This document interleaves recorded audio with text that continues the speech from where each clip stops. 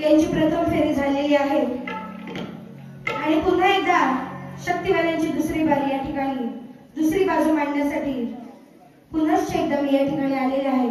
तर या माझ्या या ठिकाणी असलेल्या सर्व मायबाप रसिक प्रेक्षकांना दुसऱ्या फेरीचा मानाचा मुजरा करीत आहे आणि माझी बारी सुरुवात करत आहे।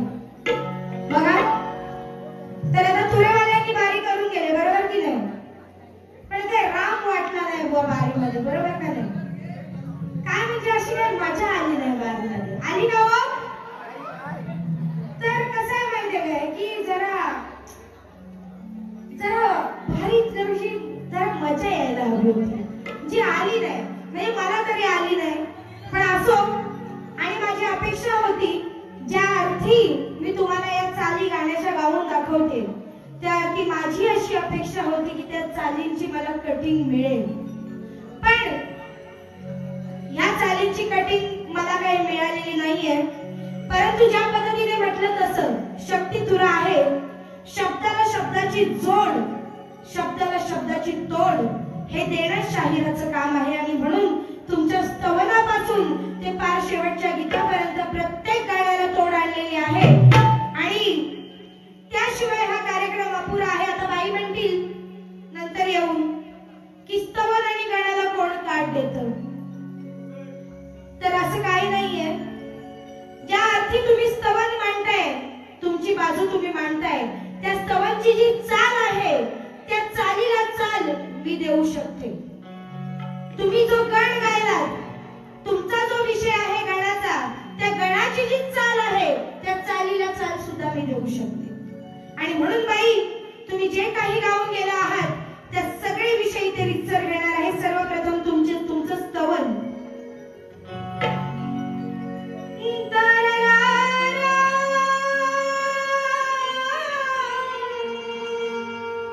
सुंदर चाल आहे आणि आज तुरेवाल्यांनी एवढी सुंदर चाल गायलेली आहे आणि म्हणून तुम्ही बाजू मांडलीत ईश्वराची। माझे सुद्धा कान टवकारले होते की नक्की तुमच्या स्तवनाचा विषय काय आहे, परंतु तंतोतंत त्यांनी ईश्वर मांडलेला आहे, अर्थात पुरुष मांडलेला आहे, ईश्वराचं स्तवन गायलेलं आहे। परंतु मी नारी म्हणून मी देवीचं, शारदे मातेचं या ठिकाणी गुणगान गाते। बघा कसं, आई शारदे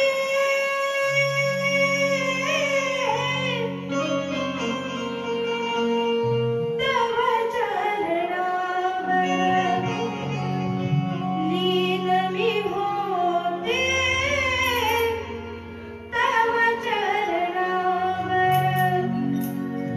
भक्ती ताज झाली तुझ्या चरणाशी आली, डोळे भरून तुला पाहते, तव चरणावर लीन मी होते, तव चरणावर।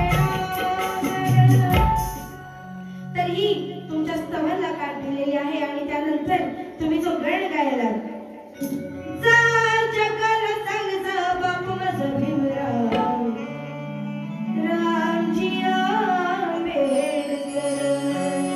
थोडक्यात गाण्याला बघा, कारण तुम्हाला माहिती बाई, आज आपल्या आयोजकांनी सांगितले आहे काही अश्लीलता, काहीही चावटपणा या कार्यक्रमात नकोय।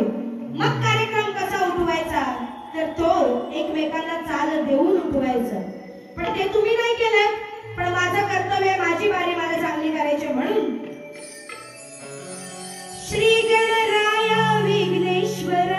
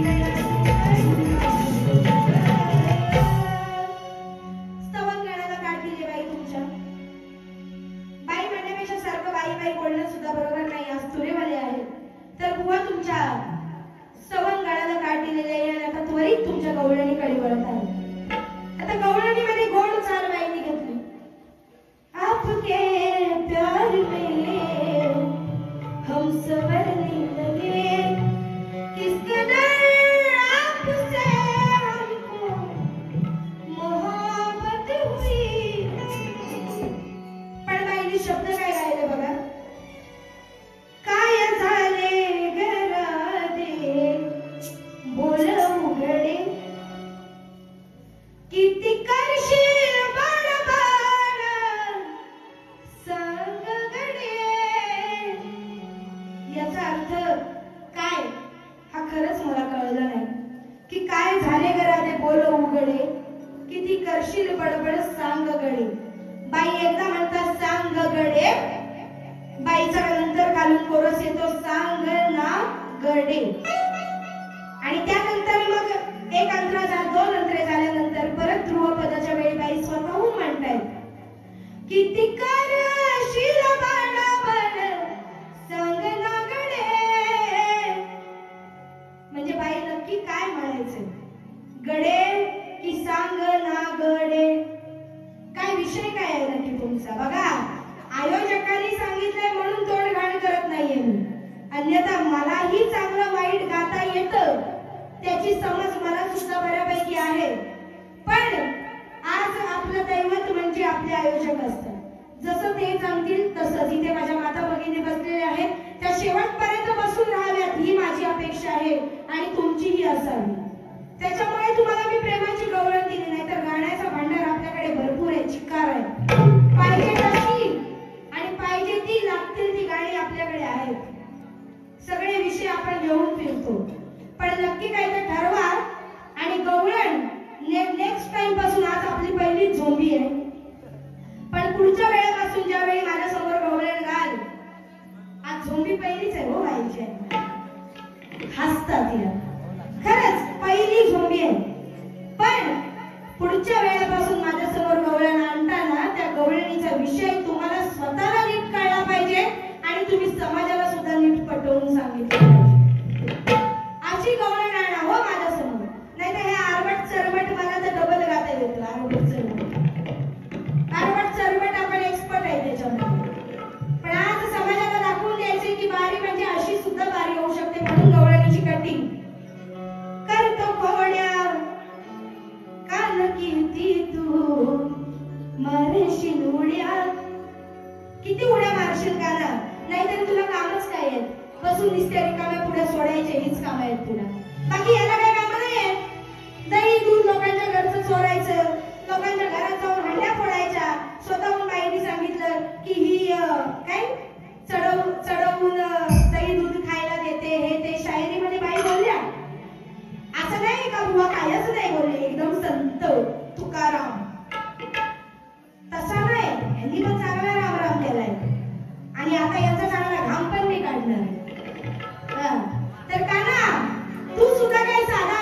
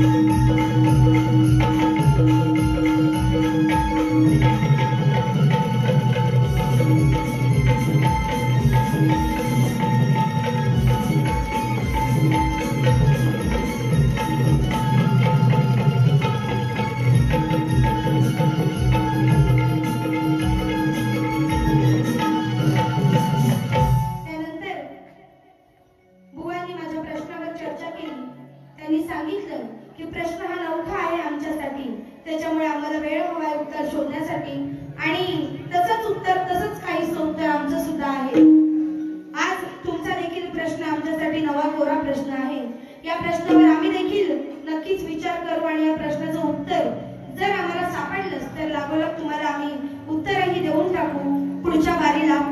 तर बाईंनी शेवटचा विषय गायला, कुणापासून तू राहिलीस गरोदर ग सांग ना खरोखर. आता बाई, शास्त्र पुराणात कितीतरी जणी गरोदर होत्या. बघा विषय, शास्त्र पुराणात कितीतरी जणी गरोदर होत्या. कितीतरी जणींनी पुत्रांना, त्याचप्रमाणे आपल्या लहान मुलांना जन्म दिलेला आहे. नक्की गरोदर कोण होती हा विषय अर्धवट तुम्ही सांगितलं लोकांना. याने तुमचं डोकं किती अर्धवट आहे हे तुम्ही दाखवून दिलं लोकांना. जर मी एखादा शास्त्र पुराणातला विषय गाते तर तो मला तुम्हाला त्याची फोड करून सांगायची गरज नाही का? आहे की नाही? आता त्यांनी जे गीत गायलं, कुणापासून तू राहिलीस गरोदर ग सांग ना खरोखर. मला माहिती हा विषय कोणता आहे. या माझ्या बसलेल्या माता भगिनींना माहितीये का? मग हा विषय तुम्ही कोणता गायला ते तुम्हाला सांगायला नको होतं का? म्हणजे शक्ती तुरत येऊन तुम्ही फक्त गाऊन जाता का? स्पष्टीकरण कोण देऊन जाणार ते मला सांग. प्रत्येक विषयाची फोड करून स्पष्टीकरण सांगणं हे सुद्धा शाहिराचं काम आहे बाई. तर हा विषय त्यांनी जो गायला तो कुंतीचा विषय गायलेला आहे की कुणापासून तू गरोदर राहिलीस. सूर्यनारायण देवाने कुंतीला दिलेला वर होता आणि म्हणून ती गरोदर राहिली आणि तिच्यापासून जो पुत्र जन्माला आला तो म्हणजे कर्ण. त्या वराने तो पुत्र जन्माला आला तो म्हणजे कर्ण. मग आता त्या जन्मलेल्या पुत्राचा बाप कोण? विषय बघा कसा आहे. तुम्ही गरोदरचा विषय लावलात, बाईचा विषय लावलात, पण त्या जन्माला आलेल्या त्या गरोदर बाईपासून जन्माला आलेल्या मुलाचा बाप कोण? म्हणजे तुझा बाप कोण? हा विषय तुम्हाला कटिंग बघा कशी देते.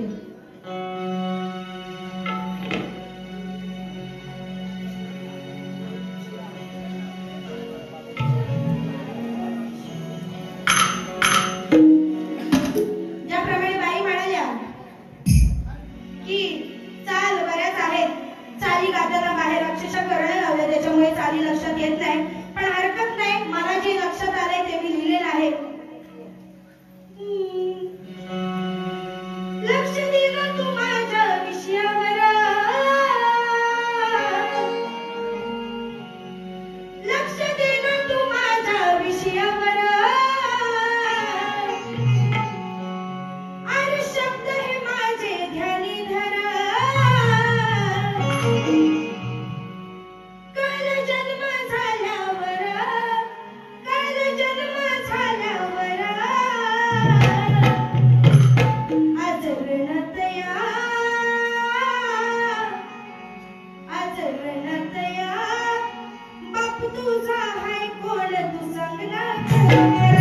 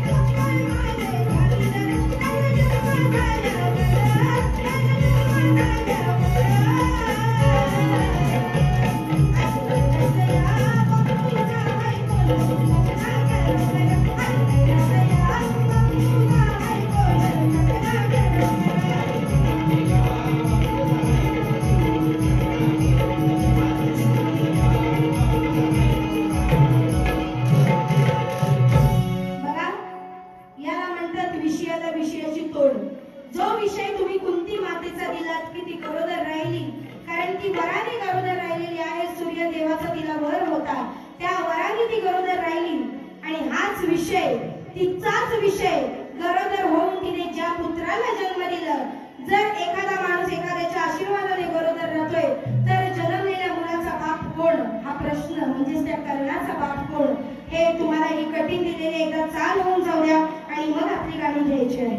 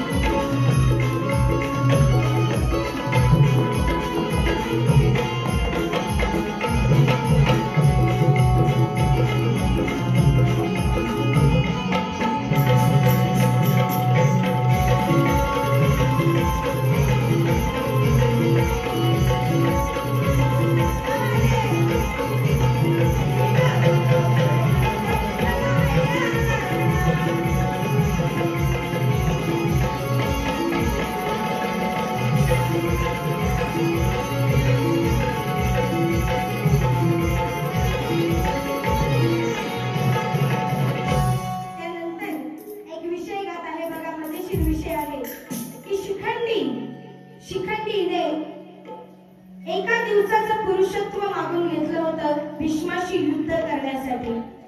तर हा विषय म्हणजे शिखंडी स्त्री, परंतु एक दिवसासाठी तिने पुरुषत्व धारण केलं होतं. का तर त्या भीष्माचा वध करण्यासाठी. थोडक्यात काय तर एक दिवसासाठी ती स्त्री बाप्या झाली होती. जशी आज ही स्त्री बाप्या झाली या रणात, तसाच हा विषय आहे. काही साडी म्हण कोण आहे सरा किती उडतो सरा, तू काय लढणार ठोंब्यार. कोण आहे सरा किती उडतो सरा, अरे तू काय लढणार ठोंब्यार. एक दिवसाचा तू बाप्यार मिरवतो टेंबार.